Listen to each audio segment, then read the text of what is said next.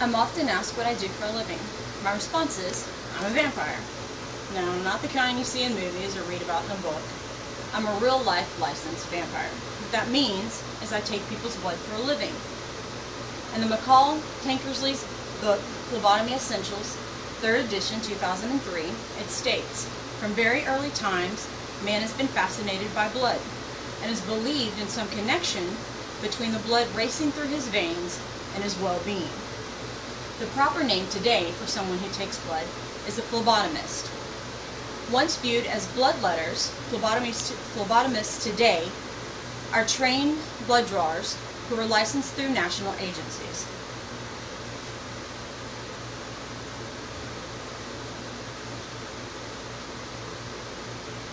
The Greek word phlebos, which means veins, and tome, which means incision, was used in a process called bloodletting.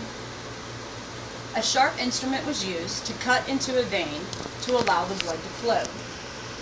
Here is a picture to show how this process was done. Compliments of Wikipedia, sponsored by Wikimedia, last access 9/16/2012. The actual date that bloodletting started isn't really known. However, according to Phlebotomy Essentials book, there is a painting in Egypt dating back somewhere around 1400 BC. And it actually shows this process being practiced. By the Middle Ages, what was called barber surgeons arose. They had red and white striped poles with bleeding bowls hanging from them outside their doors to identify them. The red was for blood and the white was for bandages or tourniquets. By the 18th century, phlebotomy started gaining recognition as a therapeutic process. Unfortunately, anybody claiming medical training was allowed to draw blood. This, of course, led to excessive phlebotomies. It's believed that President George Washington was actually a victim of this process. As of 9/15/2012, according to AmericanMedicalTechnologist.org website, the duties of a phlebotomist include identifying the patient, drawing blood, doing finger sticks,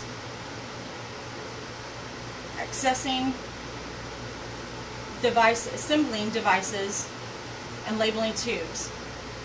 I can tell you personally, as a phlebotomist, that is a very, very small amount of what we actually do on a daily basis. Today, we use small needles to penetrate the blood to penetrate the vein to collect the blood. The blood is collected in syringes or other collective devices, such as vacuum containers or donation bags. This process today is now called venipuncture. Phlebotomists are bound by laws and regulations, one of which is called the Patient's Bill of Rights.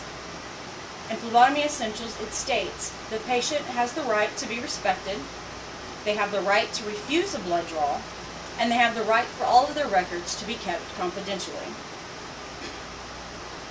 In order for all of these duties and laws and procedures to be done, a person has to go through a formal training. The formal training is usually acquired by an accredited college or a specialized program. Different programs or universities have different requirements, but once all the requirements have been met, then the student is allowed to take a test through a national agency. There are two very well-known national agencies. One is AMT, which is American Medical Technologist, and the other is ASPT, which is what I am, which is America's Society of Phlebotomist Technicians.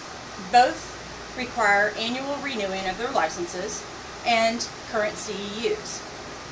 A CEU is a continuing education unit. Phlebotomists are required to keep these up to date because they inform them of new changes in policy or procedures or techniques. and it also helps to protect them and the patient in any spreading of infectious diseases. Infectious diseases can be anywhere from HIV to the common flu. We've come a long way from bloodletting, and I can honestly say I don't really mind being called a vampire. However, I hope that you have now learned a little bit about the history, the duties, and what a licensed phlebotomist really is. Since the word phlebotomy happens to be a very long technical term, I thought I might help you remember it by a different version. When I'm at work, when I'm not being called a vampire, another word that is used is